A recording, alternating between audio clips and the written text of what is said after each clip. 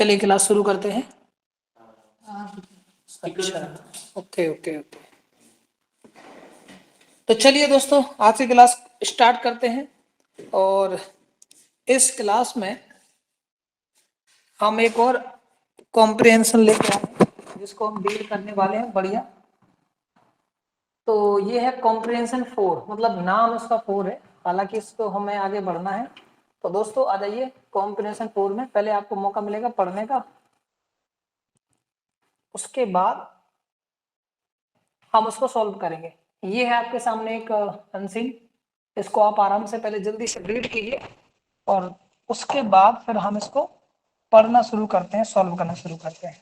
ठीक है, 6-7 unseen passage हम पहले से ही पढ़ चुके हैं, तो आइडिया आपको लग ही गया होगा कि कैसे पढ़ना है और सॉल्व कैसे करना है।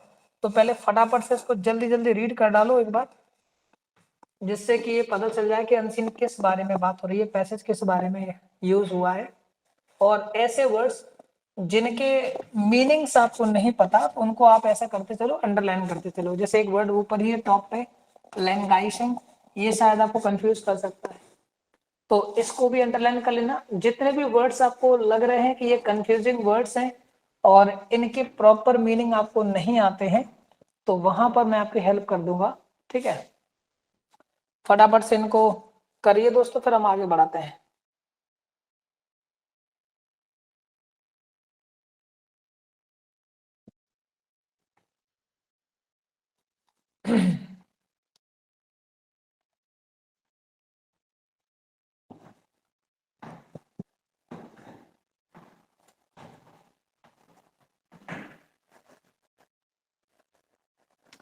चलो अब मैं ही स्टार्ट कर देता हूं। देखिए दोस्तों, लिखा है कि read the passage carefully and answer the questions given below it. Certain words and phrases have been given in bold to help you look at them while answering some of the questions. कहने का मतलब है कि इस passage को बहुत ही proper तरीके से इसको आप रीड कीजिए। रीड करने के बाद आपको क्या करना है कि यहाँ पर कुछ वर्ड्स दिए गए होंगे, जिनको वर्ड्स या फ्रेज को जिनको बोल्ड किया गया होगा, उनको आपको अंडरलाइन, उनको क्या करना है, उनका मीनिंग आपको सोचना है, क्योंकि उससे कुछ क्वेश्चंस बनाए जाएंगे। उन्हीं वर्ड से कोई सिनोनिम्स बेस्ड क्वेश्चन, कोई एंटोनिम बेस्ड क्वेश्चन या कोई मीनिंग पूछ लिया जाएगा कि इसका मीनिंग क्या है पर्टिकुलर पैसेज में। तो इस तरह से चीजें पूछी जा सकती हैं। तो आपको क्या करना है, फटाफट से इस पैसेज को जब आप पढ़ रहे होंगे तो उन वर्ड्स को भी देखते चले जिन वर्ड्स का वहां पर यूज हुआ है, और कॉन्टेक्स्ट के अकॉर्डिंग उन वर्ड के मीनिंग को जानने की कोशिश करिए कि ये वर्ड क्या मीनिंग कन्वे कर रहा होगा। ठीक है, इस तरह से आपको हेल्प मिलेगी।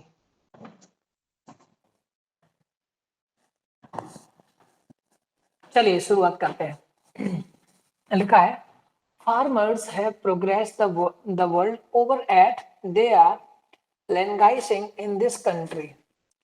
Despite decades of industrial development, about 600 million Indians, or roughly half of the population, depend upon growing crops or rearing animals to earn a living. कह रहे कि farmers have progressed the world over and they are realizing in this country.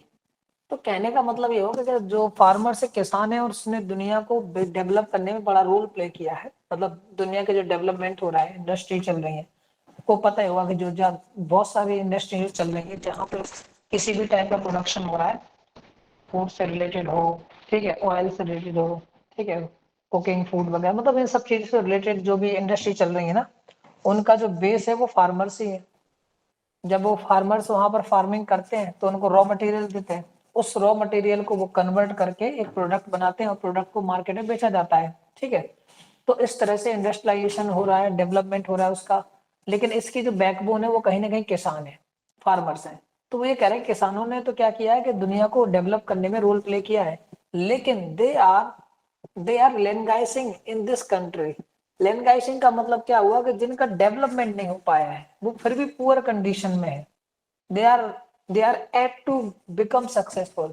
वो अभी भी successful नहीं हुए हैं और वो क्या कर रहे हैं, एक पुअर सिचुएशन में लाइफ जी रहे हैं।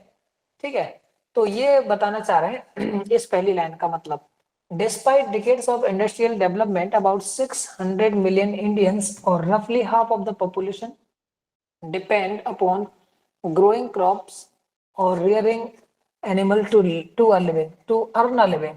कहने का मतलब ये हुआ कि कह रहे दशकों का इंडस्ट्रियल डेवलपमेंट होने के बावजूद भी, डिकेड्स मतलब दशक, मतलब 10 साल के जो 10 साल होता है ना, उसको बोलते हैं डिकेड।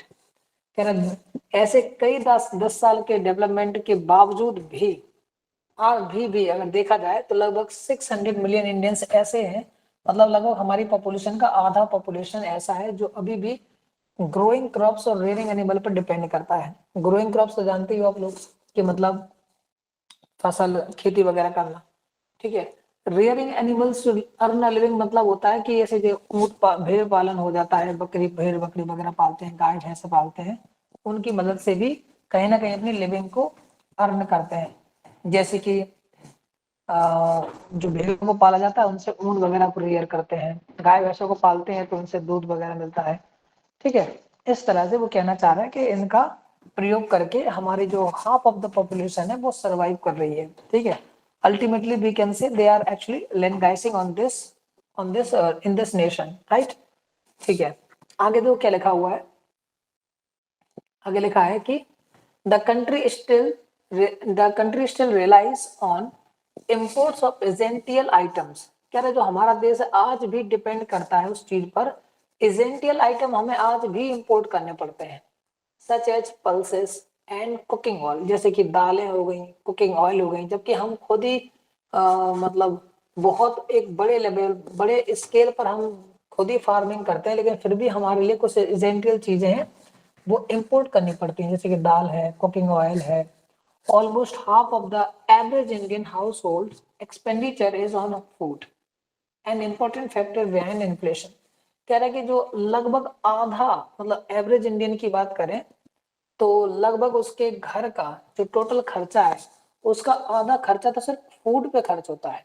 जैसे कि अब जैसे अपन बात कर लेते हैं मिडिल क्लास या लोअर मिडिल क्लास की बात कर लेते हैं, तो आपने देखा होगा कि जनरली उनका जो मैक्सिमम खर्च है, ऐसा तो है नहीं कि रोज उनको कपड़े खरीदने, रोज शॉपिंग करने जा रहे हैं, ऐसा तो नहीं होता है। या फिर रोज पार्टी चल रही है तो कुछ ऐसा मतलब फालतू की चीजें मंगवानी है उनको, ऐसा नहीं है। नॉर्मली जो खर्चे होते हैं वो क्या है, साग सब्जी, रोटी लाना है, सब्जी लानी है, आटा वाटा, मतलब दुनिया भर की चीजें जो किचन से रिलेट करते हैं कहीं ना कहीं। तो हमारे जो पुअर और मिडिल क्लास की बात कर रहे हैं, लोअर मिडिल क्लास की बात कर रहे हैं, उनकी जो जो कंप्लीट एक्सपेंडिचर है ना, उसका हाफ हाफ जो होता है ना वो डिपेंड करता है फूड पर, ग्रोसरी आइटम्स पर, ठीक है। तो बाकी का जो बचा हुआ है वो खर्चा होता है बच्चों की पढ़ाई लिखाई पर, ठीक है। इसके अलावा एक एक मिडिल क्लास फैमिली वाला कहीं ना कहीं लोन भी ले रखा होगा, तो उसके कुछ पैसे उस इंस्टॉलमेंट में भी जाएंगे, ठीक है। छोटी मोटी प्रॉब्लम है, शारीरिक समस्या है, हेल्थ इश्यूज है, तो उसमें भी खर्चा होगा। लेकिन एक मेजर पार्ट जो खर्च होता है वो होता है फूड पर, ठीक है।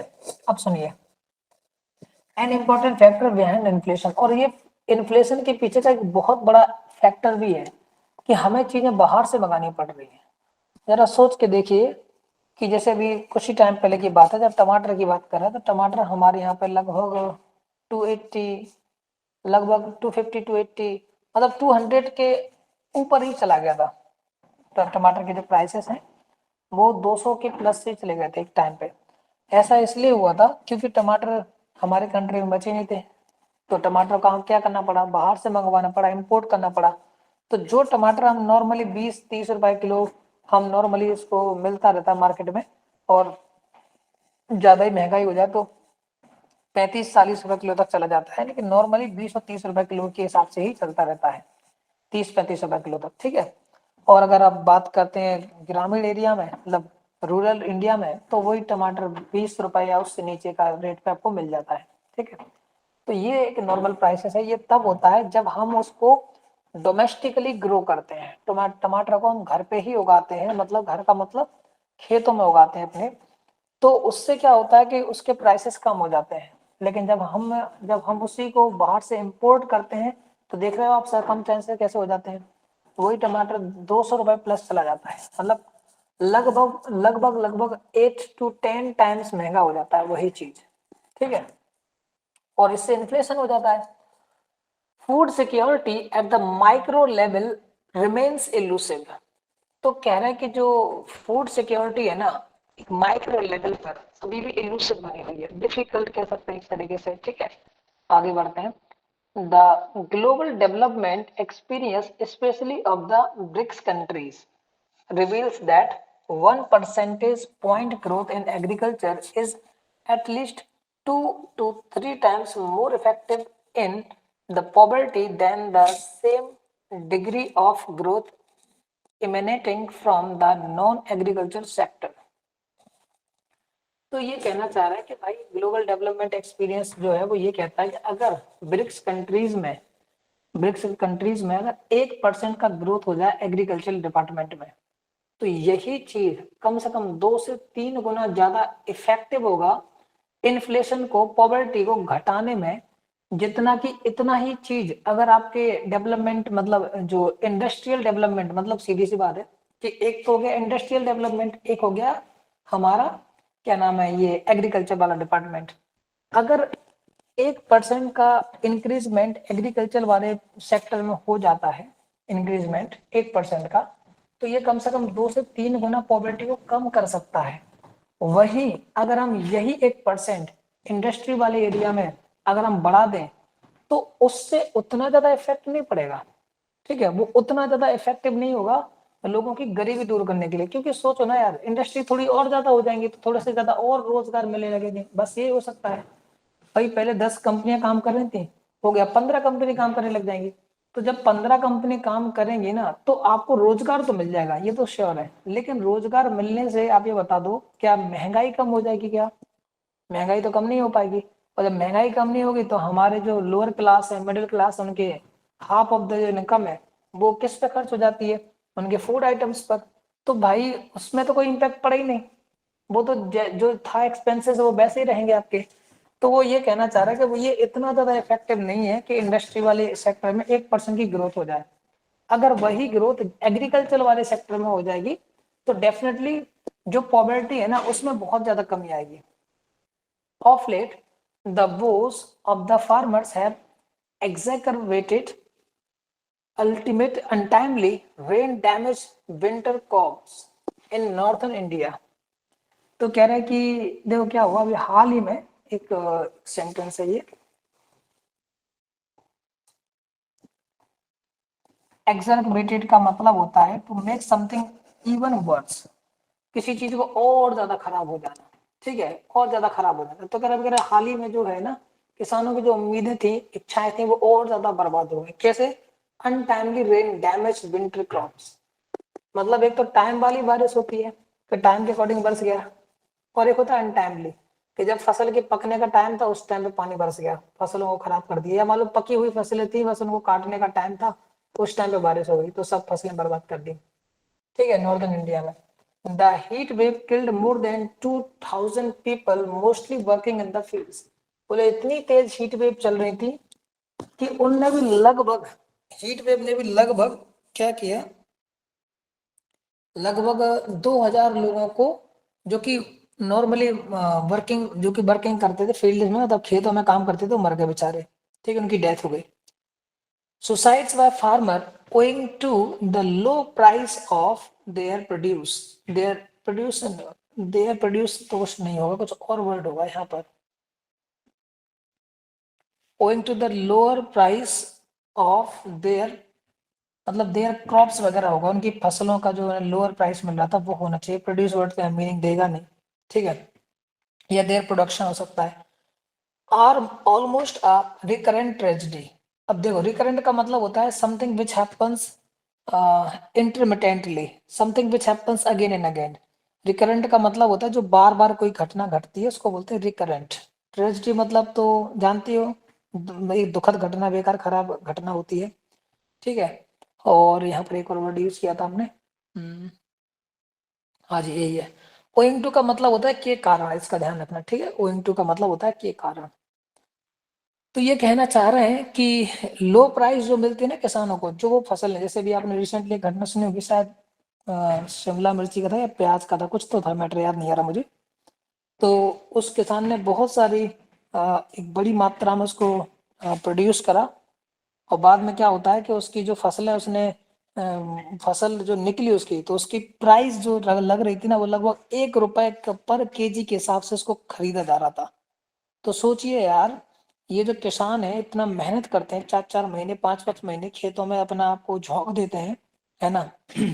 उनकी प्रॉपर खेतों को प्लोइंग करना पड़ता है ना, उनको पानी देना पड़ता है, बहुत सारी चीजें, मतलब खुद के एक्सपेंसेस भी हैं, फर्टिलाइजर्स यूज करने पड़ते हैं, है ना, मेहनत करनी पड़ती, वो अलग बात होगी।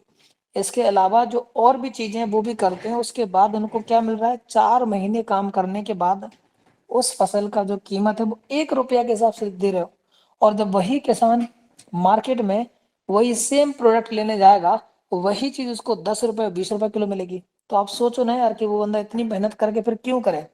हमारे यहाँ पर जो खेती, मतलब जो एग्रीकल्चर वाला जो डिपार्टमेंट है, उसमें जो थोड़ी सी कमी आ रही है, उस सेक्टर में जो श्रिंकेज हो रहा है, उसकी वजह भी यही है कि जो किसान एक तो इतनी सारी मुश्किलों के बावजूद वो फसलें उगाते हैं, जैसे कि मतलब कोई नेशनल डिजास्टर हो गया, बहुत बारिश हो गई, सब फसलें खराब हो गई, या फिर बिल्कुल भी बारिश नहीं हुई तो भी फसलें खराब हो गई, बारिश फसलें एकदम तैयार हो गई, सब कुछ ठीक था, अचानक ओले पड़ गए तो फसलें खराब हो गई। चलो इन सब चीजों से बचा भी लिया, तो अल्टीमेटली क्या होता है कि जब वही फसल किसान जब मार्केट में लेके जाता है, तो उसकी जो कीमत है, जो लगभग मान लो 20 रुपए किलो की लगनी चाहिए, उसको तुम 2 रुपए किलो 1 रुपए किलो के हिसाब से खरीदोगे, तो उसको क्या ही फायदा होगा।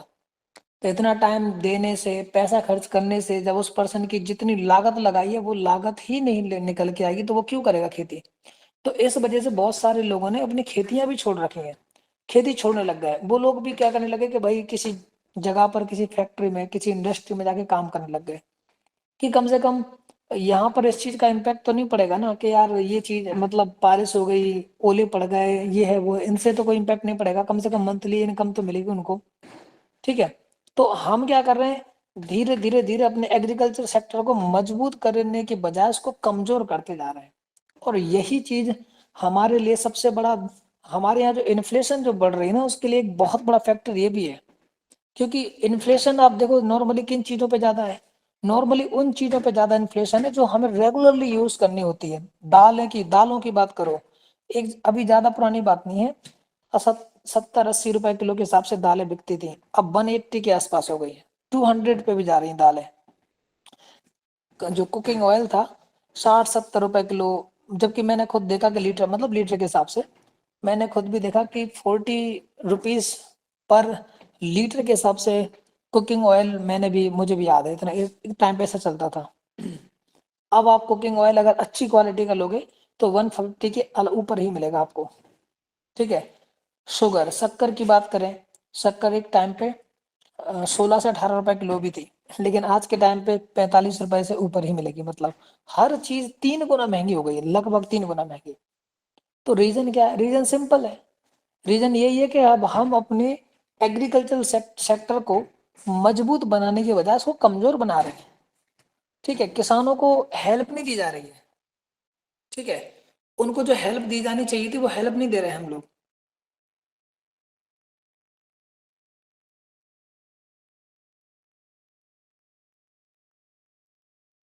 ठीक है। तो अगर हम, आज भी हमारे पास टाइम है, आज भी हमारे पास मौका है कि हम चाहें तो आज भी चीजों को ठीक कर सकते हैं, अगर हम किसानों की हेल्प करने लग जाएं। ठीक है। और इसके अलावा जो उनकी जो मतलब फसलें वो उगा रहे हैं, उनके लिए प्रॉपर उनको एक अमाउंट, उसका प्रॉपर एक उसकी क्या नाम है, एक एमएसपी सेट होनी चाहिए, मिनिमम सेलिंग प्राइस, कि नहीं कुछ भी हो जाए, चाहे सिचुएशन कैसी भी हो, गवर्नमेंट आपसे इतने रुपए में तो कम से कम खरीदेगी। ठीक है। अगर ये सब चीजें होने लग जाएंगी तो काफी इम्प्रूवमेंट आ सकता है। लेकिन अब जैसे कि सिचुएशन देखने को मिल रही है करंट टाइम में, मुझे लग भी नहीं रहा कि अभी सारा का सारा फोकस जो है गवर्नमेंट का, वो फोकस है इंडस्ट्रियलाइजेशन पर, चीजों, नई नई इंडस्ट्रीज का सेटअप। तो इंडस्ट्री के सेटअप से ना, भारत की जो पॉपुलेशन है उसका कुछ पोर्शन तो डेफिनेटली इम्प्रूव होगा। ठीक है। लेकिन जो हमारा मिडिल क्लास और लोअर मिडिल क्लास या पुअर बैकग्राउंड वाले लोग थे ना, उनकी बात करेंगे ना, तो उनके लाइफ स्टाइल में, उनके इकोनॉमिक डेवलपमेंट में ज्यादा कुछ इम्प्रूव होते हुए नजर नहीं आ रहा है। ठीक है, तो ये सब चीजें हमें देखनी पड़ेंगी दोस्तों। चलिए अब बात करते हैं, आगे बढ़ते हैं। हम लोग कहाँ तक पहुंच गए थे? रिकरेंट ट्रेजेडी तक, कि जब उसको प्राइस प्रॉपर नहीं मिल पाती है तो ये चीजें, ये घटना बार बार घटती रहती है। और आप लोगों ने भी कई बार सुना होगा, इसको लेकर कई बार विरोध भी हुआ, किसानों ने बहुत सारे स्ट्राइक वगैरह भी किए, लेकिन उसका कोई इम्पैक्ट पड़ा नहीं। There is general concern over the, और ये नहीं, यहाँ पे चल रहा था कि सुसाइड बाय फार्मर्स, हाँ ये भी चल रहा था, किसान सुसाइड कर लेते हैं। क्यों कर लेते हैं? उसकी वजह यही थी, आपको पता चल गया होगा।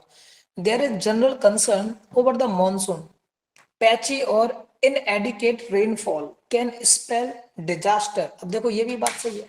जो सबसे बड़ा मैंने बोला था ना, कि एक और भी बड़ी प्रॉब्लम है कि मतलब किसान अपनी फसल को किस एटमॉस्फेयर में, किस एनवायरनमेंट में वो तैयार कर पाता है, ये सोच के देखो कितनी सारी, मतलब कितनी सारी डिफिकल्टीज के बावजूद भी वो फसलें बना लेता है, तैयार कर लेता है। सो उसमें सबसे बड़ा प्रॉब्लम क्या है? पैची और इनएडिकेट। पैची मतलब पता ही नहीं है, मतलब थोड़ा सा अजीब व गरीब एटमॉस्फेयर, कि बारिश का कोई फिक्स टाइम नहीं है, कभी भी बरस गया, कभी कम बरस गया। इनएडिकेट मतलब होता है जितना होना चाहिए उससे बहुत कम, इनसफिशियंट कह सकते हैं। तो बोले जब ये इस टाइप का बारिश होती है ना, इनएडिकेट और पैची, तो ये क्या करती है? रेनफॉल को, रेनफॉल कैन स्पेल डिजास्टर, इसकी वजह से डिजास्टर आ जाता है। ठीक है, मतलब क्या नाम है, एग्रीकल्चरल डिजास्टर डेफिनेटली आएगा। लो प्रोडक्टिविटी होगी। लो productivity is a chronic problem because of the shrinking size of the cultivated plots. ये भी देख लो आप, जो प्रोडक्शन होता था खेती बाड़ी में, मैंने बोला था ना, इसकी इसमें अब कमी आने लग गई है। उसकी दो वजह है मेन। एक तो क्या है कि कल्टीवेटेड एरिया नहीं बचा। आपने देखा होगा कि सिटीज को देखा होगा कि एक शहर का एक पहले पर्टिकुलर एरिया हुआ करता था कि ये सिर्फ शहर है हमारा, और उसके जो आउटस्कर्ट्स में खेती बाड़ी के लिए जमीन हुआ करती थी। अब क्या हो रहा है कि अधिकतर लोग, ज्यादा से ज्यादा लोग गांव से शहरों की तरफ जा रहे हैं। तो उसकी वजह से शहरों में इतना एरिया बचा नहीं, इतनी जगह बची नहीं कि वहां पे लोग रह सकें। तो अब वो शहर क्या कर रहे हैं? धीरे धीरे धीरे सिटी का एक्सपेंशन हो रहा है। एक्सपेंशन हो रहा है तो क्या कर रहे हैं कि जो शहर के बाहर जहां पर पहले खेती बाड़ी हुआ करती थी, अब उन जमीनों को खरीद कर बिल्डर्स वहां पर बिल्डिंग बना रहे हैं। प्लॉट्स मतलब खरीद के बिल्डिंग बना रहे हैं, और लोग उनको उनमें रहने के लिए जा रहे हैं, क्योंकि अब मजबूरी है, क्योंकि गांव में तो कुछ हो नहीं रहा है, शहरों की तरफ बढ़ रहा है। तो इससे क्या हो रहा है कि जो कल्टीवेटेड प्लॉट्स है ना, उनकी एरिया कम होता जा रहा है, तो जिसकी वजह से श्रिंकेज आ रहा है। और श्रिंकेज की वजह से, श्रिंकिंग का मतलब होता है सिकुड़ना, कम हो जाना साइज में। ठीक है, तो जब कल्टीवेटेड लैंड बचेगा ही नहीं जहां पर हम खेती बाड़ी कर सकते हैं, तो प्रोडक्शन ऑटोमेटिकली कम हो जाएगा। सपोज पहले ऐसे मान के चलो कि पहले एक गांव में, मान लीजिए एक एग्जांपल के लिए, एक 1,000 बीघा जमीन थी खेती बाड़ी के लिए सपोज। लेकिन अब वहां पर क्या हो रहा है कि लोगों ने जो जमीन कल्टीवेटेड थी, जहाँ खेती बाड़ी करते थे, अब उसी जमीन में वो धीरे धीरे घर मकान बनाना शुरू कर देते हैं। और वो धीरे धीरे घटते घटते 1,000 से 700 बीघा पे आ जाता है। तो इसका मतलब क्या हुआ कि जो 300 बीघा जमीन थी ना, उस पर घर मकान बन गए। तो उसकी वजह से कल्टीवेटेड एरिया कम हो गया। अब वो कम हो जाएगा तो उसका प्रोडक्शन भी कम हो जाएगा। तो ये चीजें भी हो रही हैं। ठीक है, आगे देखिए। Two grain harvest a year are fairly routine. और नॉर्मली एक चीज और भी हमारे यहाँ जनरली दो ही फसलें होती हैं, एक रूटीन है हमारे यहाँ। But the yields are low by global standards. लेकिन जो उनसे मिलता है ना, जो प्राप्त होती है ना, वो बहुत ही कम है। जो फसलें हैं ना जो प्राप्त हो रही हैं, वो बहुत ही लो है ग्लोबल स्टैंडर्ड पर। The policy message The policy message for reforming agriculture is very clear. The areas which merit urgent and concerted attention to line streamline agriculture revolve around investment, incentive, and institution. We need to rationalize and prune input subsidies.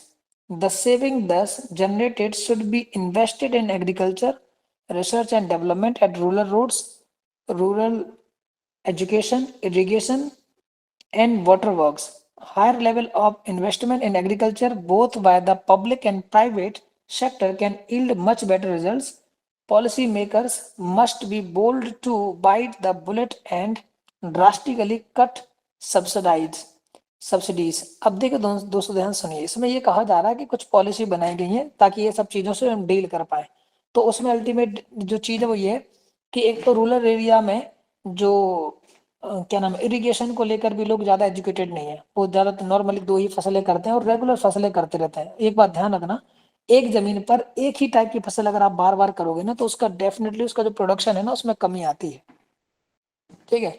दूसरी बात, low quality मतलब क्या कहते हैं, जो बहुत ज्यादा highly chemical वाले जो फर्टिलाइजर्स होते हैं उनका यूज करने से भी क्या होता है कि प्रोडक्शन शुरू में तो बहुत तेजी से होता है, लेकिन धीरे धीरे धीरे अल्टीमेटली उस जमीन को वो कंप्लीटली मतलब जो फर्टिलिटी होती है उसकी खत्म कर देता है उसको। ठीक है, एक तो ये भी प्रॉब्लम है। तो क्या करना है कि वहां पर लोगों को इरिगेशन मतलब एग्रीकल्चर, तो एग्रीकल्चर से रिलेटेड वहां पर चीजों को सिखानी समझानी चाहिए। वहां पर एग्रीकल्चरल क्या कहते हैं, एक टाइप से इंस्टीट्यूशन होने चाहिए जो 8-10 गांव के बीच में एक होना चाहिए, ताकि वो वहां पर उनसे मिलकर अपने जो जमीन है उसके सैंपल वगैरह दे सकें, ताकि पता चले कि कोई प्रॉब्लम तो नहीं आ रही, प्रॉप ठीक तरीके से चल रहा है। और इस जमीन के लिए, सॉइल के लिए किस चीज की मतलब किस क्या कहते हैं, किस चीज की ज्यादा रिक्वायरमेंट है, तो उसके अकॉर्डिंग उनको सजेशन दिया जाना चाहिए किसानों को कि भाई आपको कौन सा मतलब फर्टिलाइजर यूज करना चाहिए। नॉर्मली होममेड हो तो और अच्छी बात है। ठीक है, तो ये बहुत अच्छी बात है दोस्तों। तो इस चीजों की बात हो रही है, और वो ये भी कह रहे हैं कि गवर्नमेंट को खुद भी वहां पर थोड़ा बहुत किसानों का जो क्या नाम है एग्रीकल्चर सेक्टर ना उसमें भी थोड़ा सा इन्वेस्टमेंट करें, थोड़ा सा उनको एग्रीकल्चरल सिक्योरिटी दें फसलों से रिलेटेड, कि अगर कोई बारिश वारिश हो गई, कोई दिक्कत हो जाए तो कम से कम उसमें वो सपोर्ट करें, ताकि किसान नेक्स्ट टाइम भी किसानी करने से पीछे मतलब खेती करने से पीछे ना हटे। ठीक है, तो उनको सबसे सब्सिडी मिलेगी ना तो डेफिनेटली हमारा एग्रीकल्चर सेक्टर इंप्रूव होगा, और उसके इंप्रूवमेंट से हमारा मिडिल क्लास, लोअर क्लास, ये सब का इंप्रूवमेंट होगा। तो ये बहुत इंपॉर्टेंट चीज है, इसका ध्यान रखना चाहिए। आगे देखिए, विच क्या लिखा हुआ आगे, आगे लिखा हुआ है कि which will open the avenue for increasing the size of public investment. देखो अब इससे क्या होगा कि पब्लिक एक ऐसा इसका भी सिस्टम बनाया जाए एग्रीकल्चर के लिए, जहां पर गवर्नमेंट तो इन्वेस्ट करे ही, साथ ही साथ लोकल पब्लिक पब्लिक जैसे कि बहुत सारे लोग शेयर मार्केट में इन्वेस्टमेंट करते हैं, इसके लिए भी कुछ ऐसी टेक इस कुछ ऐसा सेक्टर बनाना चाहिए जिसमें कि जो नॉर्मल लोग हैं ना वो भी इसमें इन्वेस्ट कर पाए, हम और तुम लोग भी इन्वेस्ट कर पाए, जिससे कि किसानों का फायदा होगा। किसानों को के पास इन्वेस्टमेंट होगा तो वो और बेहतर तरीके से कर पाएंगे। रोड वहां की बहुत अच्छे से मजबूत बनानी चाहिए, सड़कें टूटी फूटी ना हो वहां पर। ये जो क्या नाम है कैनाल सिस्टम डेवलप करना चाहिए, क्योंकि प्रॉब्लम कई बार पानी को लेकर हो जाती है, बारिश हो जाती है तो वो कुछ नहीं बारिश बारिश नहीं होती है तो फिर वो खेती बाड़ी होती होती ही नहीं है। तो उन चीजों से डील करने के लिए कैनाल सिस्टम डेवलप करना चाहिए। One way to contain the subsidy bill is to provide subsidy directly to farmers. तो और सब्सिडी को ना डायरेक्ट किसानों को देना चाहिए, जैसे कि अभी जनधन योजना स्टार्ट करी थी, जनधन अकाउंट शायद, सॉरी। तो उसमें क्या था कि बहुत सारे मतलब लगभग ऐसा एक डेटा गवर्नमेंट ने रिलीज करा था कि 50 करोड़ के आसपास किसानों के अकाउंट खुले हैं और उनको सब्सिडी डायरेक्ट उनके अकाउंट में आई है। तो इस टाइप की स्कीमें गवर्नमेंट को और लानी चाहिए, और किसानों के डेवलपमेंट के लिए ज्यादा काम करनी चाहिए, क्योंकि वो है तो हम हैं। Private investment is the engine of agriculture growth. और ये जो प्राइवेट इन्वेस्टमेंट है ना ये इंजन बन जाएगा हमारी एग्रीकल्चर ग्रोथ का। Again it responds to incentives, much of the adverse impact on incentives comes from the strangulating the domestic market under the essential commodities act 1955। तो कह रहे हैं कि भाई जो much of the adverse impact on incentives है ना, मतलब जो इंसेंटिव वाला जो इंसेंटिव है ना उस पर जो मैक्सिमम जो एडवर्स इम्पैक्ट पड़ता है, एडवर्स समझते हो, विपरीत इम्पैक्ट मतलब असर। तो जो विपरीत असर ज्यादातर पड़ता है ना वो किस वजह से पड़ता है, ये आता है कि स्ट्रैंगुलेटिंग द डोमेस्टिक मार्केट को ब्लॉक करने से आता है। ठीक है, under the essential commodity act ECA, ये 1955 में 90 हाँ ये 1955 का एक एक्ट था। और उसकी वजह से क्या होता है कि एडवर्स इम्पैक्ट पड़ने लगते हैं इंसेंटिव्स पर, जो कि जो कि ये एसेंशियल कम्युनिटी एक्ट के का एक मतलब एक्ट आया था 1955 में, उसकी वजह से होता है। ठीक है, this law allows the state to restrict movement of agro product across state boundaries. Furthermore, the law bans the storage of large quantities of any of the 90% commodities, including including ये ना पता नहीं क्या लगा, including on, ये कुछ और होगा शायद, मिस्टेक हो गई यहाँ पर, एंड wheat, पता नहीं क्या है, कुछ बीच में मिस्टेक हो गया दोस्तों, यहाँ पर कुछ और लिखा होगा। wheat, the intention is to deter hoarding, but it has adversely affected investment in the cold storage and warehouses. Therefore, a substantial quantity of crops rots before they reach the dining table. तो देखो, एक चीज और भी है कि इसमें एक लाइन और लिखी है कि this law allows the state to restrict movement of agro products across state boundaries. तो ये जो नियम था ना, ये कानून था, इसने क्या किया था कि ये रेस्ट्रिक्शन लगाता है एग्रीकल्चर के प्रोडक्शन को एक स्टेट से दूसरे स्टेट में ले जाने के लिए। और तो और the law bans the storage of large quantities of any of the 90 commodities. तो कह रहा है जो जितनी जो ये इसके अंदर जो कमोडिटीज आती है ना, उनके स्टोरेज को भी बैन करता है कि स्टोरेज नहीं कर सकते आप, इंक्लूडिंग wheat, इसमें wheat भी आता है। Intent is to deter hoarding but it has adversely affected investment in cold storage. अब इसका इंटेंशन कुछ और था, अच्छा ही था कि ये काम हो जाए, लेकिन उसका एडवर्स इम्पैक्ट पड़ते हैं। अब एडवर्स इम्पैक्ट ये पड़ते हैं कि जो कोल्ड स्टोरेज पर जिन लोगों ने इन्वेस्ट वगैरह कर रखा था, उनके लिए थोड़ा लॉसफुल हो जाता है। Therefore, a substantial quantity of crops rots before they reach the dining table. यहाँ पे भी मुझे लगता है कुछ और चीज होगी, शायद क्रॉप्स के बाद ये कुछ और लिखा होगा। तो दोस्तों ये पैसेज है, कंप्लीटली आपको समझ में तो आया होगा इस पैसेज में क्या लिखा हुआ है। पैसेज का जो मेन जो है वो यही है कि हमारे एग्रीकल्चरल सेक्टर की बात हो रही है कि एग्रीकल्चरल सेक्टर हमारी कंप्लीट इकोनॉमी में, जीडीपी में क्या रोल प्ले करता है, और इसके जो श्रिंकेज होने के कारण क्या है, और जो श्रिंकेज हो रहा है उसकी वजह से लोगों को क्या क्या प्रॉब्लम फेस करनी पड़ रही है। और इसके बाद नीचे ये लिखा हुआ है कि इस चीज को डील करने के लिए हम क्या कर सकते हैं, गवर्नमेंट क्या कर सकती है, और अगर ये चीज हम इम्प्रूव कर पाए तो इसका बेनिफिट कौन से क्लास के लोगों को मिलेगा, और ये सारी चीजें इसमें बताई गई हैं। ठीक है, तो चलिए आ जाइए, अब स्टार्ट करते हैं। पहले नंबर पर लिखा हुआ है कि which of the following sectors is sluggish in our country compare to the other sectors. कह रहा है इन सब सेक्टर में देखा जाए ना तो हमारा कौन सा ऐसा सेक्टर है जो स्लगिश है। स्लगिश मतलब सुस्त है, स्लगिश वर्ड का मतलब होता है सुस्त होना। ठीक है, अब सेक्टर आपके सामने इंडस्ट्रियल सेक्टर है, एग्रीकल्चर है, प्राइवेट सेक्टर है, सर्विस सेक्टर है, टेक्नोलॉजिकल सेक्टर है। बताइए जरा कौन सा सेक्टर है।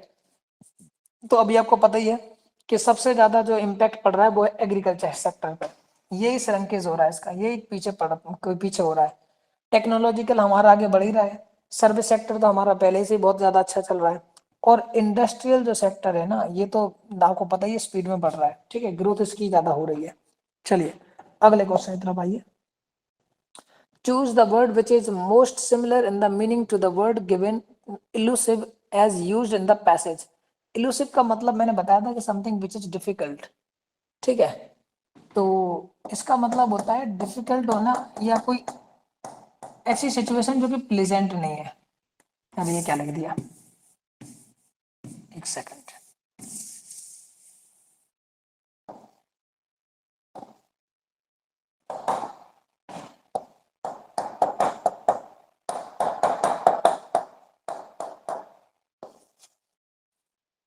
ठीक है, तो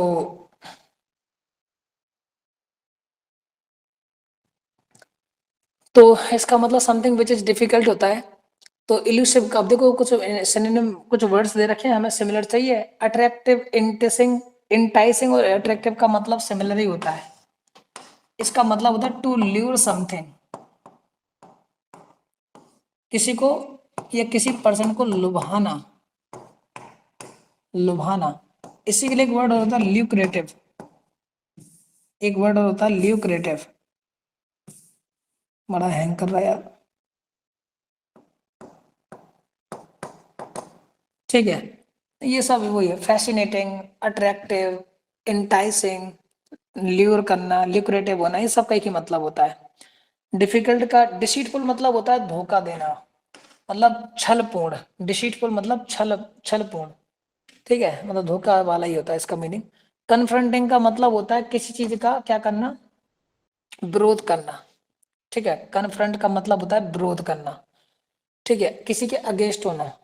इनकाउंटरिंग का मतलब होता है डिफिकल्ट सिचुएशन को डील करना। इनकाउंटरिंग का मतलब होता है to deal something which is difficult. तो ये यहाँ पर वर्ड हो सकता है, यही आंसर होना चाहिए फिफ्थ। बाकी वर्ड की कोई मीनिंग ऐसा है ही नहीं, तो क्वेश्चन नंबर 2 का आंसर होगा इनकाउंटरिंग, ठीक है। अगला है, according to the passage which of the following is an important factor behind inflation. Inflation के लिए एक बड़ा फैक्टर क्या है?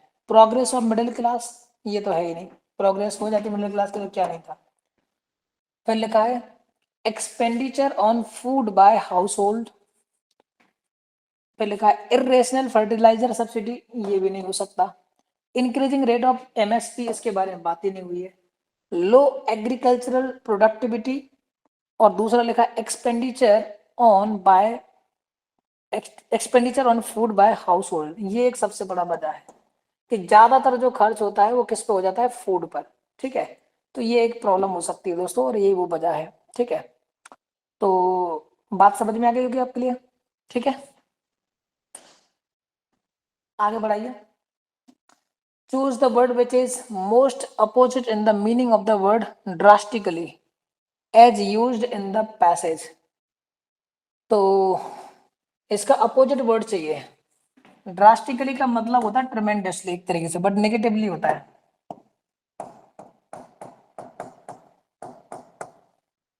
मतलब एकाएक आया हुआ बदलाव, ड्रास्टिकल चेंज, एकाएक बदलाव, और ज्यादा मात्रा, मतलब उसकी जो चेंजेस होना चाहिए वो होना चाहिए कैसा? ट्रेमेंडस चेंज होना चाहिए, लेकिन अचानक होना चाहिए। तो अचानक के लिए स्ट्राइकिंगली कह लेंगे तो ये तो गलत ही हो जाएगा। इमेंसली का मतलब ये होता है बहुत ज्यादा, प्लेंटी का मतलब ये होता है बहुत ज्यादा, ओवरली का मतलब ये होता है बहुत ज्यादा, तो ये तो सब गलत हो गए। मॉडरेटली आंसर हो जाएगा। मॉडरेटली मतलब बहुत कम।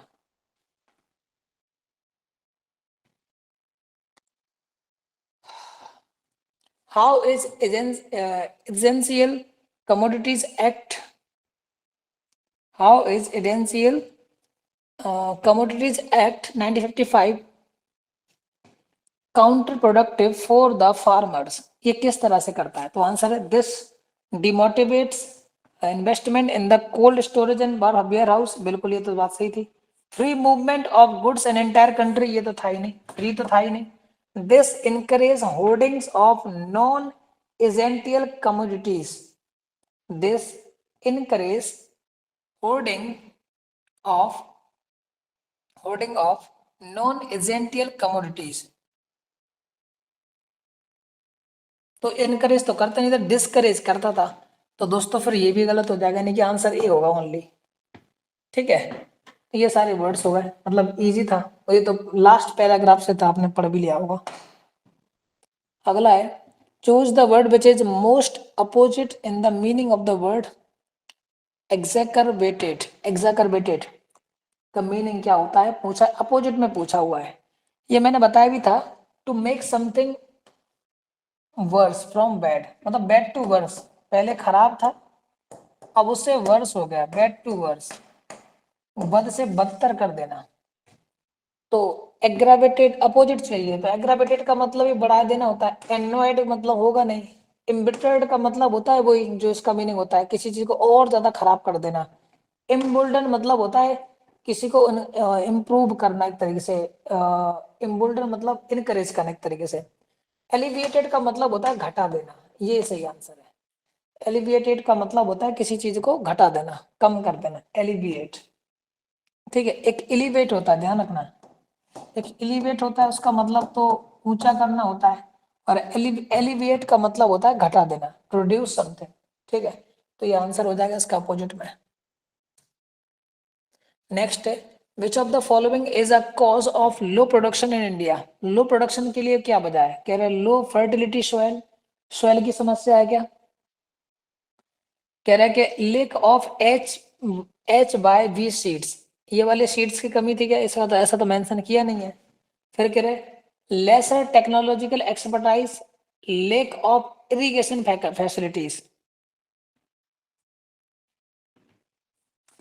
अब देखो फर्टिलिटी, इसके बारे में तो बात नहीं हुई थी। Low fertility soil, lack of irrigation facility, lesser technological expertise और लेक ऑफ HYV सीड्स।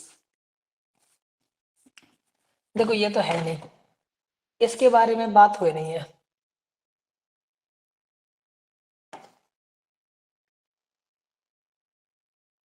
ये भी बात नहीं हुई है, इसमें ये भी बात नहीं हुई। फर्टिलिटी, फर्टिलिटी सॉल्व तो थी, प्रॉब्लम ये थी कि एरिया कम हो गया है, तो ये कोई आंसर नहीं, फिर तो आंसर ये होगा फिफ्थ। ठीक है, इनमें से कुछ भी नहीं है। प्रोडक्शन की कमी आने के पीछे की जो मेन रीजन थी, वो रीजन ये था कि तो जो प्रॉपर जितना लैंड मिलता था वो लैंड घटता जा रहा है, कम होता जा रहा है। ठीक है, उसकी एक वजह ये थी। दूसरी वजह ये थी कि जो एटमॉस्फेरिक चैलेंजेस थे बहुत सारे, तो उसमें से किसी चीज को मेंशन ही नहीं किया गया, तो इसका नन ऑफ द अबव होगा आंसर। चलो आगे देखिए। What has been suggested by the author for reforming agriculture, क्या करना चाहिए? कह रहे कि स्क्रैपिंग ECA, इसको हटा दो। फिर कह रहे रेशनलाइजिंग सब्सिडाइज, सब्सिडी को बढ़ा दीजिए, रेशनलाइज कर दीजिए, लॉजिकल बना दीजिए। प्रोवाइडिंग सब्सिडी डायरेक्टली, ये सारी चीजें थी दोस्तों, ये सारे पॉइंट थे। देखो ये सारे पॉइंट थे, all of the above answer होगा। ठीक है, डायरेक्ट अकाउंट में पैसा आ जाए, ये बिल, ये ECA भी हटा दो, और सब्सिडी के बारे में बात थी, तो ये तीनों ही पॉइंट थे दोस्तों, इसलिए all of the above answer हो जाएगा। कह रहे कि एक ऐसा वर्ड चूज कीजिए जो स्ट्रैंगुलेटिंग वर्ड का सिनोनिम होता हो। सिनोनिम पूछा है, सिमिलर। स्ट्रैंगुलेट का मतलब एक वर्ड ये भी, स्ट्रैंगुलेट का मतलब गला घोटना भी होता है, गला घोटना। और इसका एक मतलब होता है इम्पीड, मतलब किसी चीज को रोकना, ऑब्स्टेकल तरीके से, ऑब्स्टेकल बन जाना, बाधा बनना, ब्लॉक करना, तो blocking is the answer. Regulating होगा नहीं, इसका मतलब तो चलाते रहना होता है। प्लानिंग होगा नहीं, पासिंग होगा नहीं, ब्रीदिंग होगा नहीं, तो ब्लॉकिंग सही आंसर हो जाएगा, ब्लॉक कर देना। चोक वर्ड भी हो जाता, चोक भी हो जाता, ऑब्स्टेकल, चोक, ब्लॉकिंग, ये सारे आंसर हो जाते इसमें से। ठीक है, अगला क्वेश्चन है विच of the following is a matter of annoyance for farmers in northern India. तो इनमें से ऐसा कौन सा ऐसा मैटर है जो कि एनोयंस वाला मामला है, मतलब दिमाग खराब करने वाला मैटर है, मतलब ऐसी चीज जो किसानों के लिए बहुत ही सरदर्द बना हुआ है, ऐसा क्या है? तो ऑप्शन आपके सामने दे रखे हैं। Lake of effective policy, drastic cut in subsidy, loss of fertility, soil erosion, much damage caused due to unseasonal rainfall। यही था, बताया था ना कि अनटाइमली जो रेनफॉल हो रहा है उसकी वजह से बहुत बड़ी प्रॉब्लम्स हो रही हैं, तो यही वो आंसर हो जाएगा दोस्तों। ठीक है, तो ये लीजिए भैया, आपका एक पैसेज हो चुका है complete. Now move to the another passage. इस पैसेज को पढ़ते हैं, क्या लिखा हुआ है। Though the Cold War has ended, selective tactics are still continuing for ensuring the military and economic dominance of developed countries। बोले हालांकि कोल्ड वॉर भले खत्म हो गया, लेकिन आज भी कुछ ना कुछ जो युद्ध की रणनीति है ना, वो आज भी चल रही है। किनके द्वारा? डेवलप कंट्रीज के द्वारा, ताकि वो मिलिट्री और इकोनॉमिक डोमिनेंस को बनाए रखें। Various types of technology denial regimes are still being enforced, which are now being mainly targeted against the developing countries like India। मतलब बहुत सारे जो टेक्नोलॉजिकल डिनाइल है ना, regimes, ये आज भी इंडिया जैसे डेवलप्ड कंट्री को ना आज भी ये टारगेट कर रहे हैं। Today we in India encounter twin problems. बोले आज हम भारत में दो टाइप की प्रॉब्लम को फेस करते हैं, दो प्रॉब्लम्स को। On one side, there is a large scale strengthening of neighbors through supply of arms and clandestine support to their nuclear and missile programs, and on the other side, all efforts are being made to beacon our indigenous technology growth through control regimes and dumping of low tech systems accompanied with high commercial pitch in critical areas। तो देखो भाई, समझ में तो आया क्या होगा आपको, क्या बात हो रही है। कह रहे इस समय भारत दो टाइप की समस्याओं से जूझ रहा है। उसमें से एक प्रॉब्लम तो ये है कि, क्या समस्या है, कि हमारा जो पड़ोसी है ना, मतलब पाकिस्तान, चाइना, ये मतलब मेनली पाकिस्तान की बात हो रही है। तो उसको क्या कर रहे हैं ये लोग, उसको मजबूत कर रहे हैं। उसको मजबूत किया जा रहा है, किस बेस पर मजबूत किया जा रहा है उसको, आर्म्स मतलब हथियार वगैरह, वेपनरी वगैरह, और clandestine support to their nuclear missile programs. और उनको एक छुपा हुआ मतलब गुप्त रूप से उनको सपोर्ट कर रहे हैं, उनके उनके मिसाइल प्रोग्राम को, न्यूक्लियर प्रोग्राम को मजबूत कर रहे हैं। ऐसा क्यों कर रहे हैं भाई? सीधी सी बात है ना, देखो आपको पता ही है, मैंने पहले बोला था, ऊपर वाली लाइन में लिखा हुआ है कि भले ही वो कोल्ड वॉर खत्म हो गया है, लेकिन जो डेवलप्ड कंट्री है ना, उनकी कुछ सिलेक्टिव टैक्टिक्स आज भी वो यूज करते हैं। मतलब क्या है, सपोज इंडिया पाकिस्तान चाइना के बीच युद्ध खत्म हो जाए, समझ, तीनों देशों के बीच बॉर्डर खुल जाए। अब आप लाहौर से दिल्ली, दिल्ली से संघाई, कहीं पे भी मतलब आप डायरेक्टली अगर सोचिए कि अब जा सकते, वीजा फ्री जा सकते हैं सपोज। जब वीजा फ्री जाएंगे तो ना पाकिस्तान को मिलिट्री की उतनी ज्यादा मिलिट्री की जरूरत पड़ेगी, बट उतनी ज्यादा जरूरत नहीं पड़ेगी कि उनको मिसाइल खरीदने हैं, फाइटर जेट्स खरीदने हैं। जब पाकिस्तान नहीं खरीदेगा तो इंडिया को भी जरूरत नहीं पड़ेगी, इसी तरह से चाइना को भी जरूरत नहीं पड़ेगी। तो जब हम लोगों को इन चीजों की जरूरत नहीं पड़ेगी, तो हम इन सब चीजों के लिए, वेपनरीज, आर्म्स के लिए, मिसाइल वगैरह के लिए, इन सब चीजों के लिए, फाइटर जेट के लिए हम ज्यादातर वेस्टर्न कंट्रीज पर डिपेंडेंट है। मेनली यूएसए है ना, जर्मनी, फ्रांस, इन पर डिपेंड करता है, कहीं ना कहीं रसिया पे।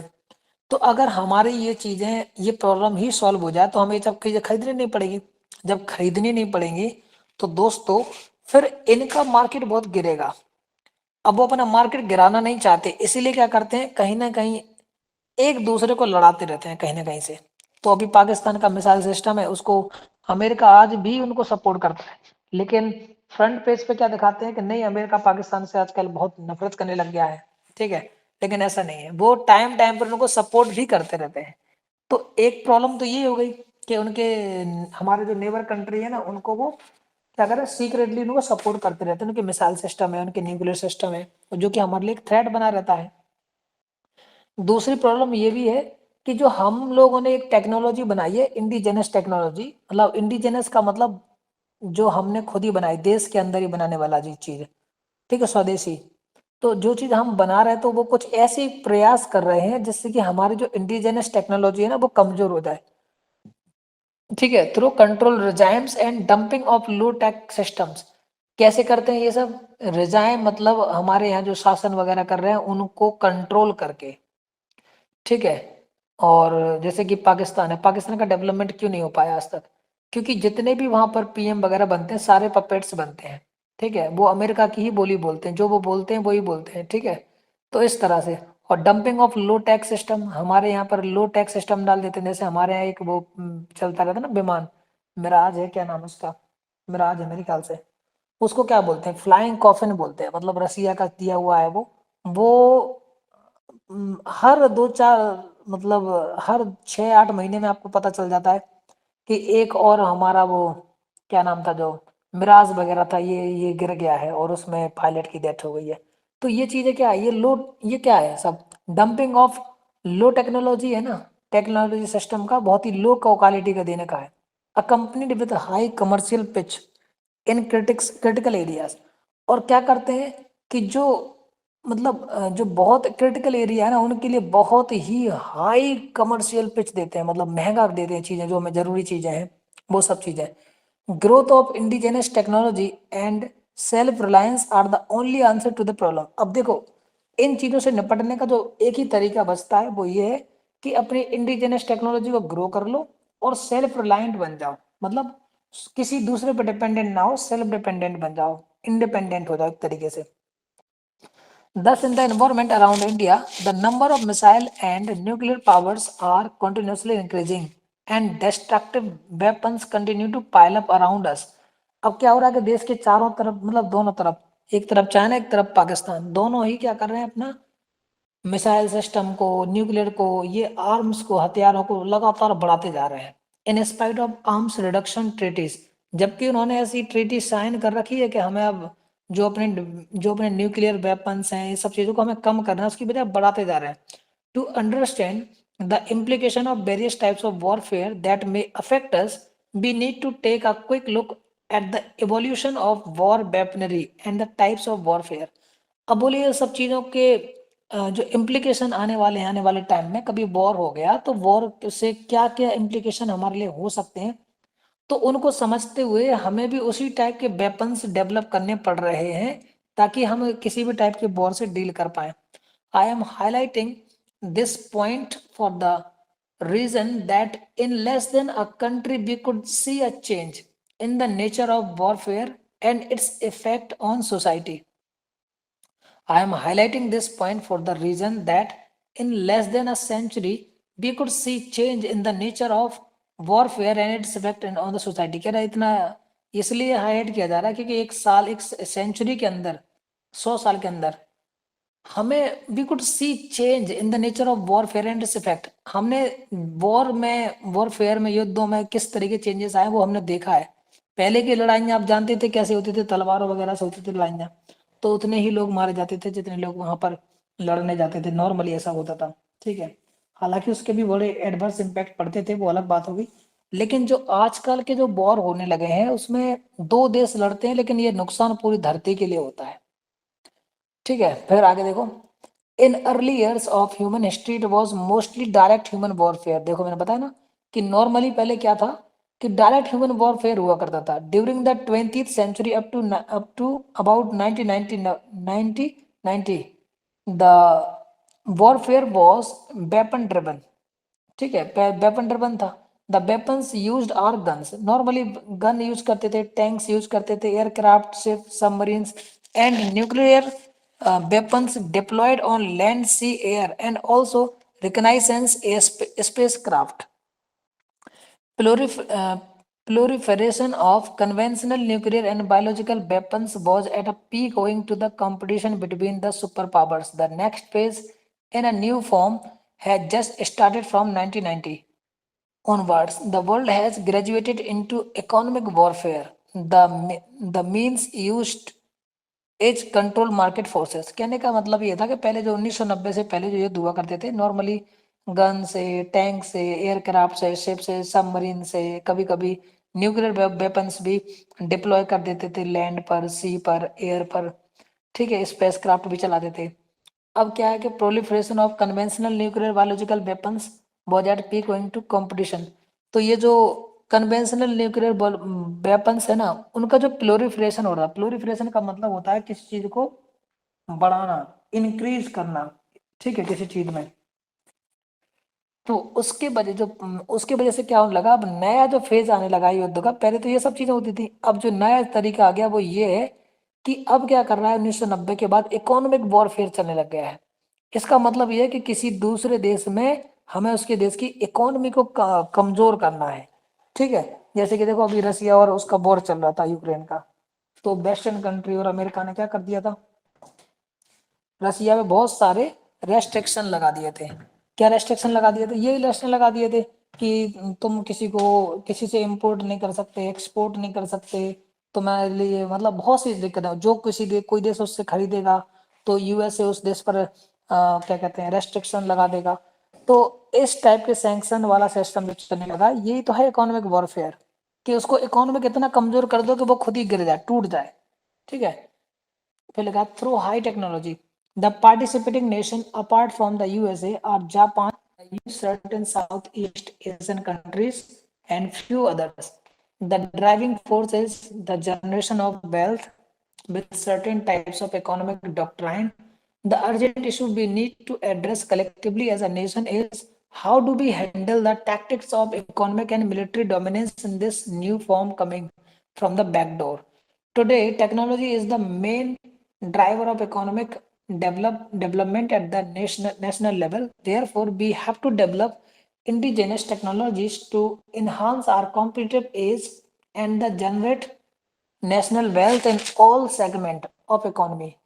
Therefore, the need of the hour is arm India with technology. कहने का मतलब ये है कि जो आजकल इकोनॉमिक वॉरफेयर चल रहा है ना, तो ये कभी भी हमारा भी दरवाजा खटखटा सकता है। तो हमें इससे निपटने के लिए क्या करना चाहिए?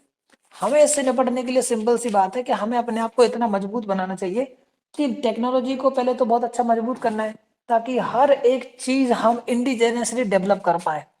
जब हम इंडिजेनियसली डेवलप कर पाएंगे तो दुनिया को हमारी जरूरत पड़ेगी, हमें उसकी जरूरत नहीं है। हम अगर कुछ ऐसी चीज बना पाएंगे जो सिर्फ हम ही कर सकते हैं और कोई नहीं कर सकता, तो दोस्तों उन्हें हमसे मजबूर होकर लेना पड़ेगा। जैसे कि रसिया ने, सॉरी यूके ने और पूरे यूरोपियन यूनियन ने रसिया पर सैंक्शन लगा रखे थे कि नहीं तुम ये नहीं कर सकते, वो नहीं कर सकते। लेकिन नेचुरल गैसेस के लिए उन्हें खुद उनसे रसिया से मदद मांगनी पड़ रही थी। तो मतलब मजबूर थे वो उस चीज के लिए कि भाई ठीक है हम सैंक्शन लगा रहे लेकिन हम भी मजबूर, हमें भी कहीं ना कुछ तुमसे चाहिए चाहिए, समझ रहे हो आप? तो हमें भी अपने आप को अगर आर्थिक रूप से और आपको क्या कहते हैं क्या बोलते हैं इसको, मिलिट्री रूप में अगर आपको मजबूत बनाना है अपने आप को, तो वेपनरीज को हमें इंडिजेंसली डेवलप करना पड़ेगा। उसमें टेक्नोलॉजिकल रिफॉर्म्स करने पड़ेंगे बार बार। और हमें अपने जितने भी हमारी जो टेक्नोलॉजी है उसको और तेजी से डेवलप करना पड़ेगा और इम्प्रूव करना पड़ेगा। हर सेक्टर में हमें इंडिजेन मतलब इंडिपेंडेंट होना पड़ेगा, तब जाके हम इस चीज से डील कर पाएंगे। चलो भैया सारी बातें हो गई। अब पढ़िए क्या लिखा है। पहला क्वेश्चन, क्वेश्चन नंबर 11 लिखा हुआ है कि why do certain countries use selective tactics against the developing countries? क्यों यूज करते हैं? To help developing countries gain military and economic independence? अरे ऐसा नहीं है भाई, इतने इतने अच्छे लोग नहीं है। To help developing countries govern themselves and be economically independent? अरे भाई ये तो बिल्कुल ही नहीं हो सकता। To ally with developing countries to dominate over the developed countries, to curtail their domination over developing countries? भाई सीधा सा ये सिस्टम है, ये सब गलत है। उनके जो डोमिनेशन है उसको कर्टेल करना चाहते हैं। कर्टेल मतलब होता है कम करना, घटा देना। डेवलपिंग कंट्रीज का डोमिनेशन कम करने की कोशिश करते, to curtail domination over developing countries. Which of the issues of great concern that India is facing at present, according to the author of the passage? क्या प्रॉब्लम है? The supply of high-tech weaponry by other countries to India's neighbors who are likely to use the same against India? बिल्कुल हो सकता है। Other countries secretly helping India's neighbors to, बिल्कुल है ये भी, न्यूक्लियर प्रॉब्लम को। Obstruction of India's genuine efforts to develop its own, यही है भाई। ये सारे ऑप्शन दिख रहे हैं मेरे को तो, ठीक है। ये तीनों ही सही ऑप्शन दिए हुए हैं कि एक तो ऑब्जेक्शन कर रहे हैं हमारी खुद की अपनी जो टेक्नोलॉजी उसको डेवलप करने में, दूसरों की छुपे छुपे तारीफ क्या नाम है मदद भी कर रहे हैं, सपोर्ट कर रहे हैं, और उनको सप्लाई भी कर रहे हैं हाई टेक्नोलॉजी वाले वेपन्स। अगला क्वेश्चन देखिए। The striking difference in warfare before and after 1990 was the shift from, पहले गन टैंक और न्यूक्लियर वेपन चलते थे, ship ship submarine to spacecraft, weaponry to, हाँ यही है, वेपनरी से हटकर अब इकोनॉमिक वॉरफेयर होने लग गया है, ठीक है। What according to the author is the solution to our problems in the international field? क्या है जो हमें करना चाहिए इंटरनेशनली इसको डील करने के लिए? लिखा है कि importing up to date technology. भाई इम्पोर्ट तो करनी नहीं है, ये तो बंद ही कर दो। Developing our own in house technology, ये बात बन सकती है। Eliminating develop dependence on developed countries, ये ज्यादा इंपॉर्टेंट है। Eliminating develop dependence on develop, जब हम ये कर लेंगे तो ये ऑटोमेटिकली अचीव हो जाएगा, ठीक है। यानी कि आंसर बी होगा। ऐसा ऑप्शन दिया गया नहीं दिया, तो फिर यही होगा फिर। नहीं नहीं ये तो हो ही नहीं सकता यार। Second, one and third, one ये हुआ नहीं, ये सेकंड और थर्ड है। सेकंड और थर्ड किसमें दिया हुआ, ये वाला आंसर थर्ड, ये हटा दो, ठीक है। What according to the author is the immediate problem to be collectively resolved by our country? क्या होनी चाहिए? To counter the dominance of developed countries through money and muscle power, ये नहीं है। To eradicate poverty and become economically self-reliant, to control exorbitant rate of population growth, ये भी नहीं है। To develop indigenous technology to manufacture, यही है, ठीक है। ये सब गलत हो जाए।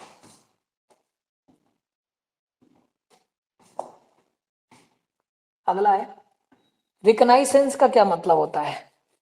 रिकनाइसेंस का मतलब होता है एक प्रकार से सर्वे करना, ठीक है। मिलिट्रिकल सर्वे होता है, आर्मी का जो सर्वे होता है वही होता है।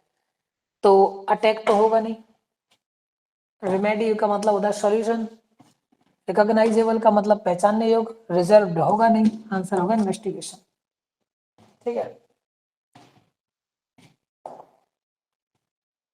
प्रोलिफरेशन का मतलब होता है चीजों को बढ़ाना या इकट्ठा करना, इंक्रीज करना, ठीक है। तो इसमें डेवास्टेशन का मतलब नष्ट कर देना, एक्सप्लोजन मतलब फट जाना, अबंडेंस का मतलब होता है प्रचुर मात्रा में बढ़ना, एक्सट्रैक्शन का मतलब होता है निचोड़ना। ये सब गलत हो जाएगा, वही आंसर होगा।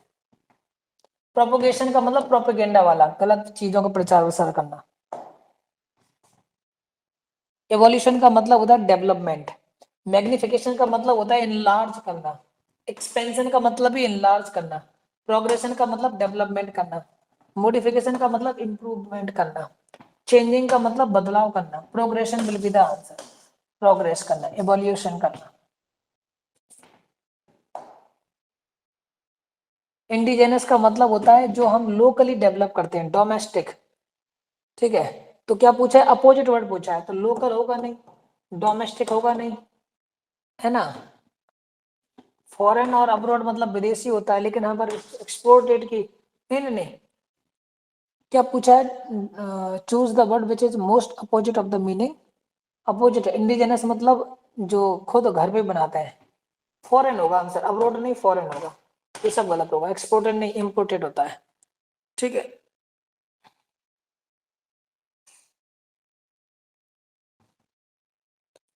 डोमिनेंस का मतलब जानते होगे, किसी चीज पर किसी को डोमिनेट करना, ठीक है।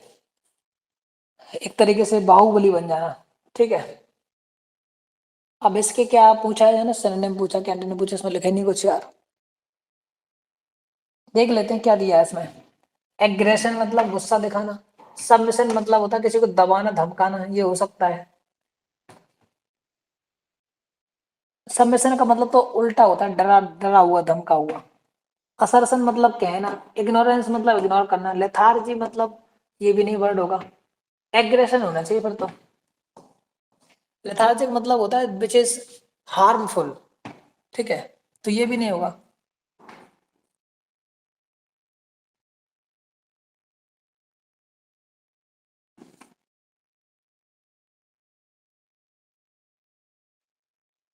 तो इग्नोरेंस होनी नहीं चाहिए, असर्सन होने चाहिए, सबमिशन होना नहीं चाहिए, तो फिर क्या होगा, अग्रेशन होना चाहिए। लेथार्गी का मतलब सर लो एनर्जी होता है, हाँ एनर्जी, लो एनर्जी,